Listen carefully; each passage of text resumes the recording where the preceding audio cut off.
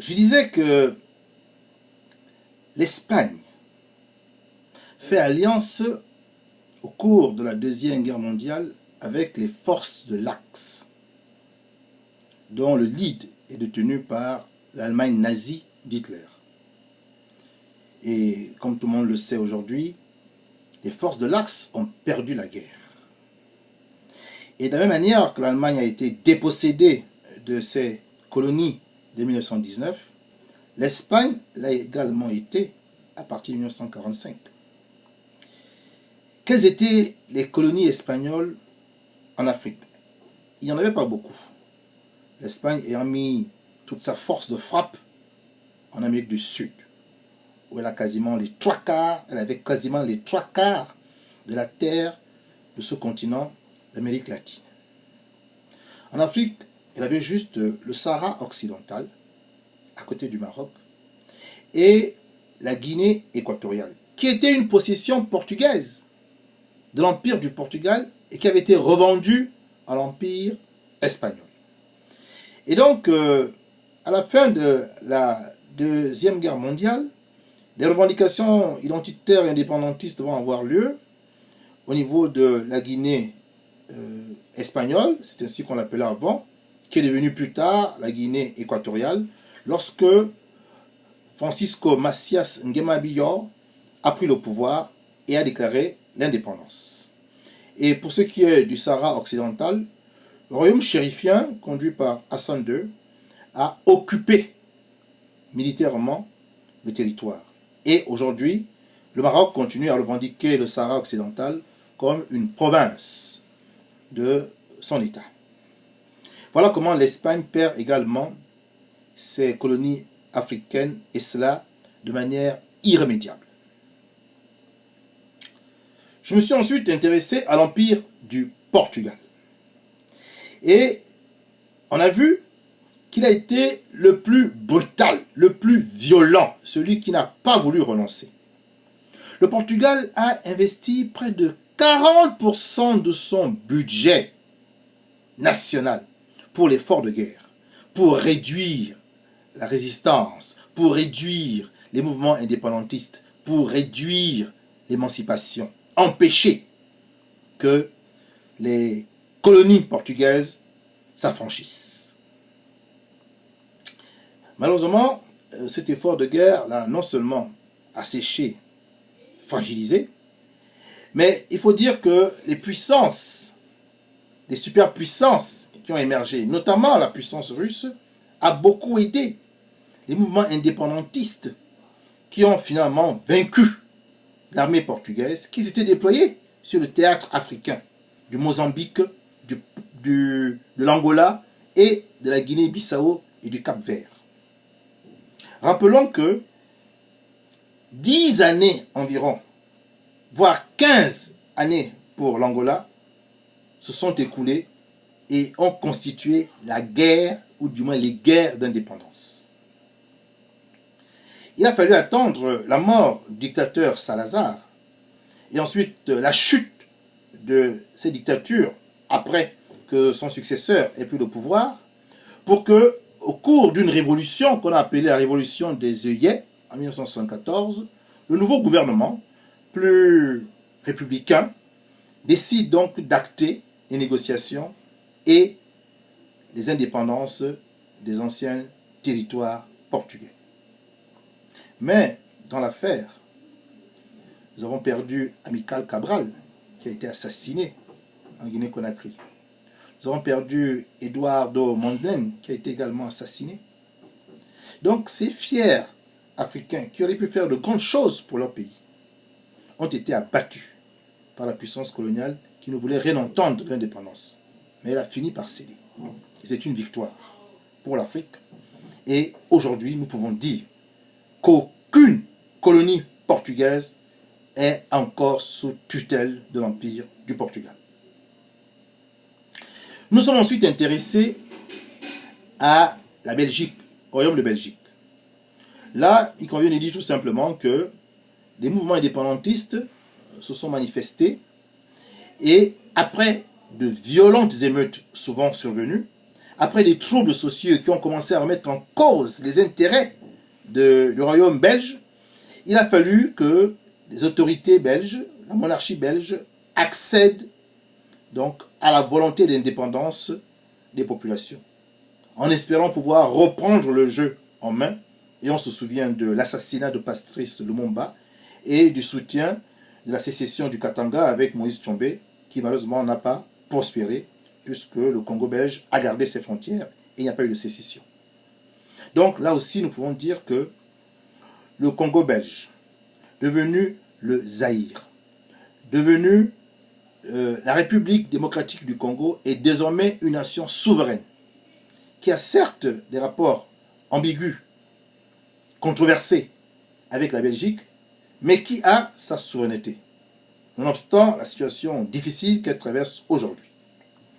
Quant au Rwanda et au Burundi, ils sont devenus également des États indépendants le même jour, le 1er juillet 1962, et les deux sont, il faut le dire, tombés sous l'influence française. Mais ça, c'est une autre histoire. Nous disons que les colonies belges n'ont plus du tout de lien de féodalité, de soumission avec le royaume de Belgique. L'Empire britannique, parlons-en. L'Empire britannique est celui qui, au début du XXe siècle, était reconnu comme étant l'empire où le soleil ne se couchait jamais. Effectivement, il y avait des territoires britanniques en Amérique, il y en avait en Afrique, et il y en avait en Asie. Donc, quelle que soit la position du soleil dans la journée, le soleil illuminait toujours une partie de l'Empire britannique.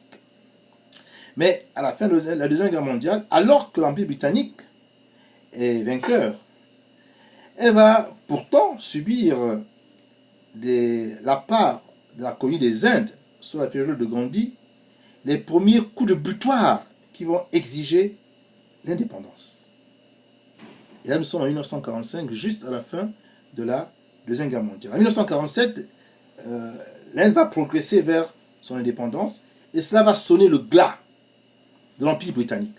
Car en Afrique, des pays comme la Gold Coast vont également entrer en négociation. Et il faudra attendre 1957 pour que Kwame Nkrumah devienne le président de cette république qui change de nom. De Gold Coast devient Ghana. Va suivre ensuite le Nigeria en 1960, puis la Gambie, pour ce qui est des pays de l'Afrique occidentale. Pour ce qui est de l'Afrique orientale, le Kenya également, le Soudan, vont accéder progressivement, après les luttes, c'est vrai, âpres, vont accéder à leur indépendance lorsque la Grande-Bretagne va prendre acte que la négociation reste la seule voie. Ce sera aussi le cas pour la Tanzanie, pour la Namibie, pour la Rhodésie du Sud, qui deviendra plus tard le Zimbabwe. Donc toutes les colonies de l'Afrique australe britannique vont accéder à l'indépendance au fur et à mesure des luttes. La Grande-Bretagne, qui a son fair-play légendaire, va donc suggérer que ces colonies et elle ne se servent pas en de si mauvais termes. Elle va donc suggérer une plateforme qu'elle va appeler le Commonwealth, c'est-à-dire la santé commune. Dans cette plateforme économique s'y retrouve la Grande-Bretagne elle-même, ancien empire colonial, mais également les territoires africains et autres qui ont, de façon délibérée et souveraine, décidé d'adhérer et de participer donc à cette dynamique économique des échanges commerciaux. C'est ainsi que la Grande-Bretagne, sous une forme différente, a réussi à garder le contact avec ses anciennes colonies. À ce niveau, il faut dire que les colonies britanniques sont devenues toutes indépendantes du point de vue politique, mais ont néanmoins gardé une interdépendance économique avec la Grande-Bretagne. Enfin, Il fallait maintenant terminer par l'Empire français, celui qui nous intéresse au fond, car nous appartenons à l'espace francophone. Et en entrant dans la compréhension de la décolonisation, ou du moins la prétendue décolonisation de l'Empire français, pour ce qui est de ses colonies, nous sommes entrés dans la deuxième partie de notre exposé, qui était celle où je devais m'appesantir sur les nouvelles formes de recolonisation. D'emblée, avant de rentrer de plein pied dans cette seconde partie, je vais d'abord relever une observation. Cette observation est relativement claire après les explications que je viens de donner. Il y a, il faut le dire aujourd'hui, une véritable et entière indépendance de la part de toutes les autres colonies européennes. Ça, nous pouvons le dire sans sourcil. Cependant, s'agissant de la France, cette indépendance, cette souveraineté des peuples n'a pas eu lieu. Et je m'en vais maintenant vous expliquer les causes.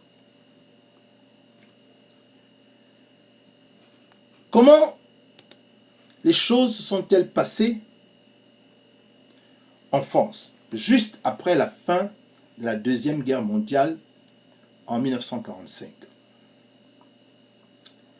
Je ne vais pas revenir sur la manière dont la France a perdu la guerre en 1940. Je ne reviens pas sur la résistance, qui n'a pas été très populaire en France, car De Gaulle a dû fuir et la majorité des Français, il faut le dire, qui ont donné les pleins pouvoirs au maréchal Philippe Pétain, la majorité était vichiste et avait presque accepté le projet du Troisième Reich allemand. C'est parce que De Gaulle est parti en Afrique chercher le soutien de ceux qu'on appelait les tirailleurs sénégalais, mais qui étaient en réalité les soldats africains de tout l'espace francophone. C'est parce que les Asiatiques d'Indochine se sont battus aux côtés des forces alliées, c'est-à-dire des Américains et des Canadiens, que la France a été libérée. Ce ne sont pas les Français qui se sont battus. Il faut toujours le dire. Les Français ont fait allégeance après avoir signé l'armistice. Ils ont fait allégeance à la puissance du Troisième Reich. Donc, quand néanmoins l'Allemagne est battue, la France réussit, grâce à De Gaulle, qui avait résisté, à se mettre au rang des nations qui ont gagné la guerre. Très beau coup de génie, mais ce n'est pas surprenant. De Gaulle est un stratège militaire. Et il n'est pas à son premier coup. Il en fera d'autres. En 1946, en octobre, il y a l'avènement de la 4e République française, qui vient donc effacer la 3e République, désormais connotée vichiste, et dont la France est peu fière, et en parle presque jamais, par honte, certainement. Donc, en 1946, la France ne parle plus d'empire, elle parle d'Union française. Et dans l'Union française, il y a non seulement le territoire français hexagonal, mais il y a également les départements d'outre-mer et les territoires d'outre-mer, dont les territoires africains. Il n'est donc pas question pour les Français de nous octroyer, d'accepter que nous soyons indépendants après le lourd tribut que nous avons payé, que nos grands-pères ont payé quand ils sont venus mourir contre les forces hitlériennes. Aucune reconnaissance. Une seule petite concession. La France accepte que désormais, les peuples africains puissent élire un représentant du territoire qui viendra siéger à l'Assemblée nationale au Palais Bourbon. Simple petite consolation. Mais nous savons tous que les décisions ne se prennent pas à l'Assemblée nationale, elles se prennent au gouvernement. Mais nous avons en 1946, ce lest qui est lâché. Mais nous restons des colonies à part entière dans l'Union française. Il faut attendre la guerre d'Indochine pour que la France ait sa première cuisante défaite après la Seconde Guerre mondiale de la part d'une colonie. Dans la cuvette de Dien Bien Phu, la France sera battue, massacrée par l'armée communiste de Ho Chi Minh, qui avait déjà déclaré l'indépendance de l'Indochine en 1945 et qui a mené donc une lutte de souveraineté, d'autodétermination face à une France qui n'a pas voulu lâcher la colonie indo-chinoise. À ce moment, la France perd définitivement la colonie d'Indochine. Les Algériens qui observent tout ça décident donc d'entrer en négociation avec l'État français pour demander qu'ils accèdent à l'indépendance, pour éviter de rentrer dans une guerre d'indépendance comme l'ont fait les Vietnamiens. La France refuse les négociations. Et le groupe des 10 qui s'était constitué et qui va créer plus tard le Front de Libération Nationale va donc entrer en guerre contre la France pour arracher son indépendance. Et les Algériens ont parlé de la guerre de libération nationale. Quand, de l'autre côté de la Méditerranée, les Français, pour adoucir, parlaient de campagne d'Algérie. Un euphémisme, n'est-ce pas? Et il faut attendre 1958 pour voir la chute de la 4e République et l'avènement du général Charles de Gaulle qui va prendre le pouvoir dans le cadre d'un coup d'État organisé par les généraux d'extrême droite qui espéraient que de Gaulle allait venir imposer à l'Algérie de rester française. L'Algérie va donc entrer en négociation avec la France de 1958 jusqu'en 1962, où elle va accéder à l'indépendance.